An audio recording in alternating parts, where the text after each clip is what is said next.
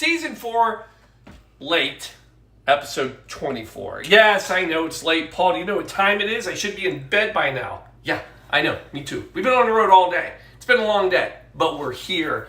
And I don't know what kind of cluster we have tonight. But here's what I know. It is National Ice Cream Day, and I'm not missing it. Actually, this is all a lie. If I could miss a chance to make any kind of cocktail, it's ice cream. If you don't know that about me, I'm going to explain it. But right now, it's National Ice Cream Day, folks. I've got your cocktail. It is called Murder in the Dark. I don't need to explain this, but I'll find a way. Well, once we get into the Blue Monkey Quarantina, the only business, monkey business, and ice cream business, because it's National Ice Cream Day. Here we go. Dog, how are you? Sorry, just dog.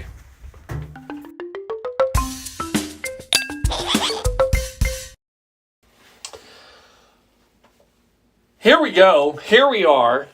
So let's start making sense of all of this. First of all, don't even try with the t-shirt tonight. This is literally me running home, just getting in here. This is the only t-shirt that was down in the laundry room. It was on the top of the pile. So here we go. Bonnie Light Horseman, great concert, fun band. That was a fun find. Yes, it was. Yeah. And they made Love Ice Cream. So maybe this is the ultimate t-shirt. Maybe they have an ice cream song. I don't know. Not going to find out. But here we are.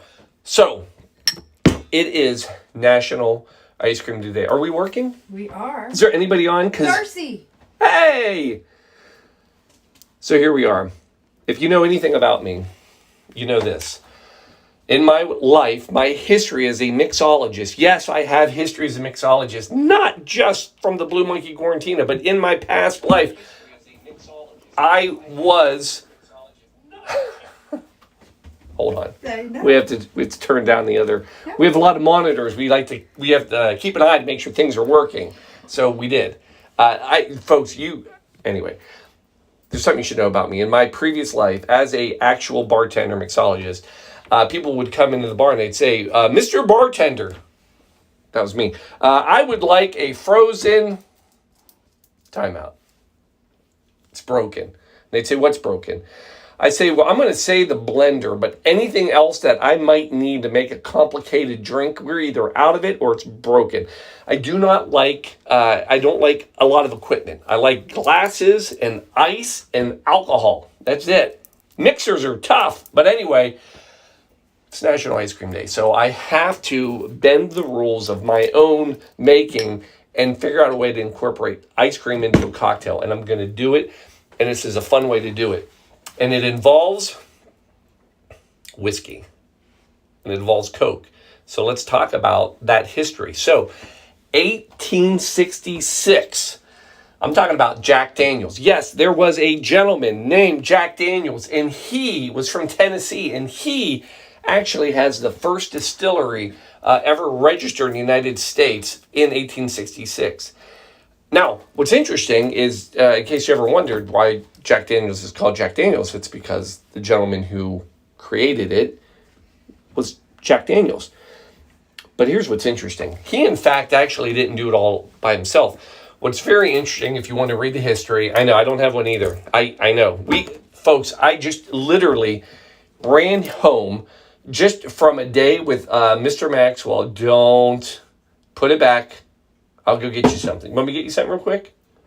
Here, hold on. Talk to the people. Talk to the people. We actually do have people. Yeah? Darcy, yes, that is some new ink as of December. How yes. about a little shout back to our Season's Ale? What? Our Season's Ale? Yeah. I don't know what you were... From Tri-City, from last week. Oh, that was a good one. From Tri-City. That was perfect. Because, remember, I couldn't get the name right. So, Tri-City, we got you twice for screwing it up. So, thank you. There it is. Not making a shandy out of it. Nope. Drinking it straight up. There it is. Tri-City. Thank you. Right there. Dry. Cheers. All right. So, back to my story. And by story, I mean history. And by history, I mean facts.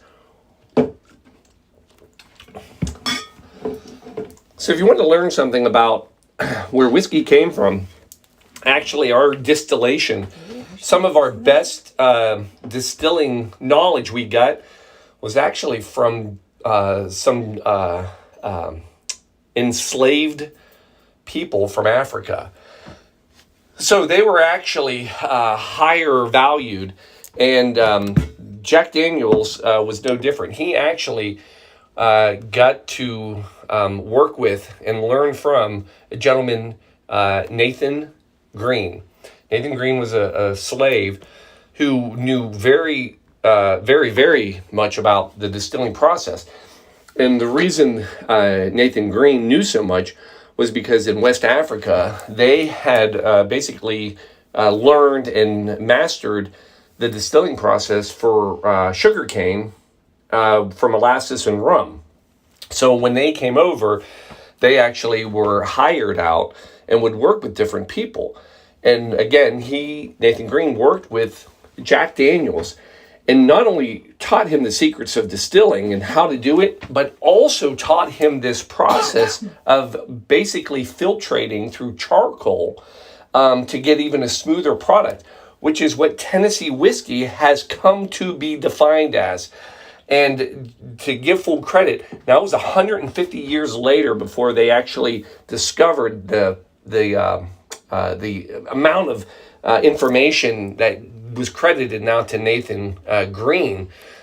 However, what they also discovered is for, I think it was 7 generations, the Green family has continued to work either for or with Jack Daniels. Wow. So anyway, long history. We're not here to talk about Jack Daniels, but I give you that part of Jack and Coke, 1866. Now the Coke part was 1886, 20 years later. Dr. John Pemberton, Atlanta, Georgia. He creates what we now know as Coca Cola. Interesting enough, when he started selling it, sold it as in a little, drugstore soda shop, averaged 9 glasses a day is what they sold the first year. Holy cow. Yeah, that was it. But what was interesting is that he knew he had a good idea. And originally, when they created Coca Cola, that's what it was named. And that C was his bookkeeper who created that script. That was a handwritten Coca Cola. And that's how he created it. And I already know I forgot something. It's upstairs in the fridge. I can run and get it. It's the... Me or you? I will do it. You know what I'm missing, right? Yep. Okay, anyway, I'll keep talking. I should be right back. But anyway, what's very interesting about that is, so anyway, now we have Jack and we have Coke. Now, 1907, fast forward. Coca-Cola is being sold. Jack Daniels is being drunk. Mean that figuratively and literally. But in 1907, this is where it gets interesting. This is our first recorded information of the two, like the great peanut butter cup story. You got your chocolate, my peanut butter. You got your peanut butter, my chocolate. That's what happened here. In 1907, the U.S. Bureau, that's what we could have been drinking. No, we're going to get to that. So the U.S. Bureau of Chemistry, yeah, just leave them there. I'll get it in a sec. Yeah, we'll only need one. So the U.S. Bureau of Chemistry, it's a lot of words to say. Dr. Lyman Kebler, he is sent to investigate. Yes, investigate. He is sent to investigate this new pharmaceutical drink. Pause. Where'd you grab this time? Oh my gosh, you're going to laugh at me. Sorry. He just came back from a college visit with Max, so it's a little discombobulated today. This will be our longest show with the least amount of information ever. Oh, you couldn't have asked me to bring that?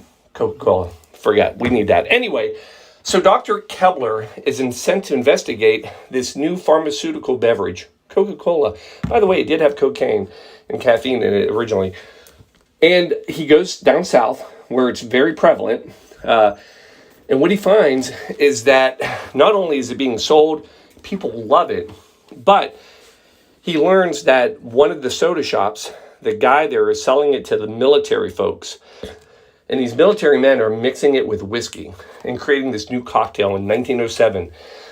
The name of that cocktail? It's called a Coca Cola Highball.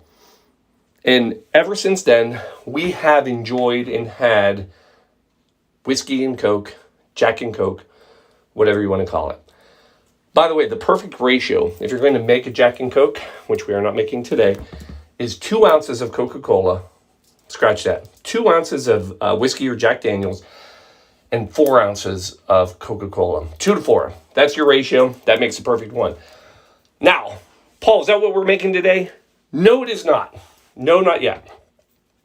We are going to ice cream this thing up. So, one of the things I've always hated about ice cream cocktails, as I've mentioned earlier, is a blender. I don't like a blender. It's too much work. It means I have to clean it up.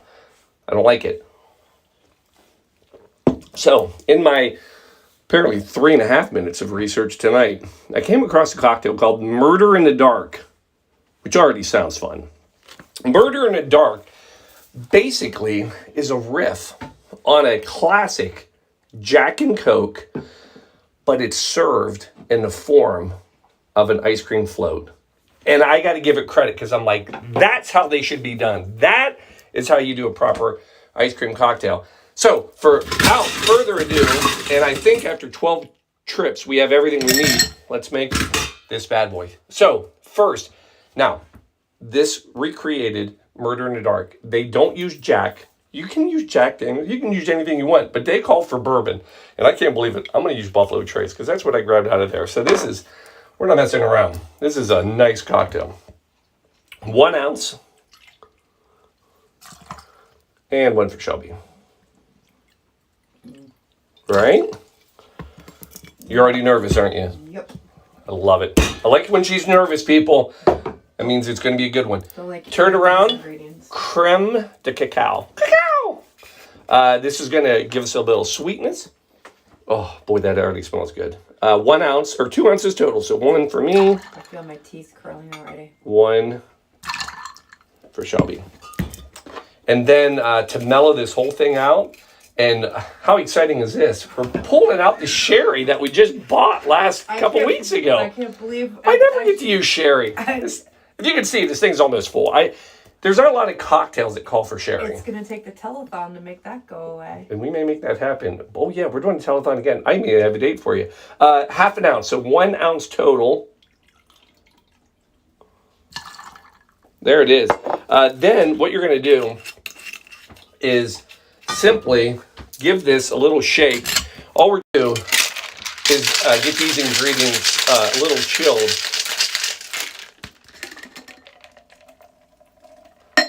Now, the fun begins. Build our cocktail. All right, come in. You're going to split this off into your 2 glasses.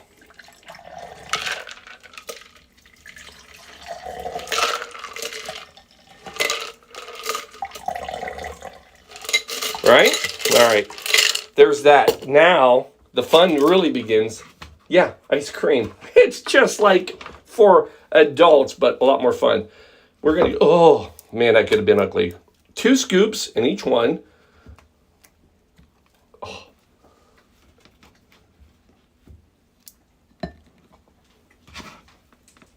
Right? Make that one prettier. Come on. Come on. There it is.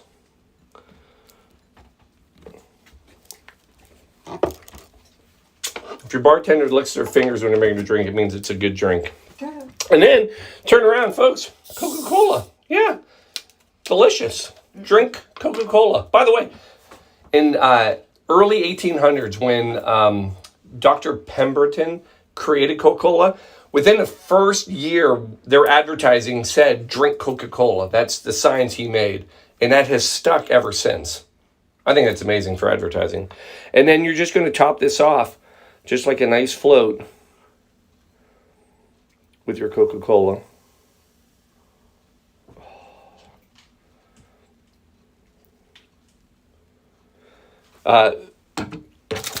Two things to garnish this off. One, because no drink on here goes without emergency. Emergency, 1866. Jack Daniels. Yeah, actually using this to, no, I don't know. And it probably was pharmaceutical, so I'm going to give more credit to Dr. Pemberton. I'm sure he had some emergency laying around the house. All right, little sprinkle of that on top. And then what do you top any good sundae or ice cream dessert off with? A cherry. But I would go with nothing but the best and go a Luxardo. Shelby, would you agree? I agree. All right. I concur. We concur? Boy, those skewers came perfectly timed. Thank you for supplying us with skewers this evening, Miss Shelby. You are welcome, baby. Now if I can just... Man, it's almost like I need glasses. Folks, pop the straw in there. We use recyclable bamboo straws in our house tonight, anyway. And there it is, folks. That is your murder in the dark quarantine style. And shouldn't every murder in the dark be quarantine style? Hold. Let's get over here. Let's give this... Let me just try this doggone thing. Hold on. Oh. Yes! You're going to fall in love with this drink. I don't like Coca Cola. You're going to love this drink because it's not Coke sweet. It's creamy. You got that cream on top. Somebody making fun of me? No, I'm like, how is that not? No, it's delicious. Sweet? I mean, did you Come on. see what Here. you put in there? Right here. Give that a shot. Oh, yes. Okay, that's good. That's good. So that ice cream really mellows out. By the way, she's gone in for a second drink already, folks. That's pretty good. Now, you are not going to go order this at a bar. This is a home cocktail. If you order this at a bar, so few things I learned. As I was looking this up and looking up different whiskey and Coke history and all that, I stumbled upon a list of like 10 cocktails, 10 whiskey cocktails no adult should ever order. Whiskey and Coke was on the list. Also on that list, any ice cream drink whatsoever with whiskey in it. So I've already broken the rules twice. I also found another drink which we're going to have to do, which did have ice cream in it, hence the part of the story. It's called the Alaskan Duck Fart, which some whiskey ice. Anyway, we're not doing that. We're sticking here. Anyway, last thing I'm going to share with you is this. How popular is the Jack and Coke? Boom. Jack and Coke. Folks, yes, you can buy this canned. Now, you may have known that, and this might not be the greatest thing. I mean, right? It's Jack Daniels and cola. Paul, who cares about that? Here's why you care about it. You see that very bottom where it says cola? Hold. Boom. Just in June 22, this just happened, and about to begin starting in July. Jack Daniels. Yeah. July. Well, it's now just getting ready to happen. So in June, it got announced. In July, it's just starting to be released. Jack Daniels and Coca Cola have officially teamed up and is now being canned with the Coca Cola label. And they're actually using Coca Cola directly with Jack Daniels to make this beverage. Anyway, if you're interested, go buy it. I'm not condoning anything. I'm just saying it's out there. But what I will tell you, here's your cocktail. Last thing I will tell you, if you order a Jack and Coke when you're out, you can call it the Jack and Coke. Some people call it a JD. I feel like I should drink this. You know, Juris Doctorate, JD, lawyer, JD. Anyway, there was a push in 2016 to rename the Jack and Coke. Do you know what they wanted to name it? The Lemmy. Now, here's why. Wait, let me have it. No, like Lemmy Kilmister from Motorhead. So... Lemmy. Motorhead, he was an absolute diehard Jack and Coke fan, and they had a petition signed with over 40,000 signatures asking that the Jack and Coke officially be named the Lemmy. So if you go to the bar and you think there's a good Motorhead fan, order yourself a Lemmy, or have a little more fun. Throw some sherry, cacao in it, and make yourself a Lemmy milkshake. I don't know. That's what I got. Folks, thanks for putting up with our craziness tonight. I know it was a mess. Like I said, we just got back. You know, all these college visits. It's getting a little crazy, but it's fun, right? Yes. Yes, it's having fun. All right, folks, we're out. We'll see you next Sunday. Maybe. I don't know. Probably. You'll be flying on the road. Yeah, we'll see what happens. I think we're going to do when it's going to be on the road. I know you enjoy those. The telethon. the telethon. Sneak peek, as it stands, we are absolutely doing the second annual Blue Monkey Quarantine Telethon. 75 cocktails in 24 hours. That's the plan. 75 cocktails in 24 hours. If you saw me after 48 cocktails in 24 hours, I think you can only imagine what will happen with an additional 20-ish, I can't do math right now, cocktails. And the date we're looking at is November 19th. November 19th. That's a Saturday to a Sunday, right? Correct.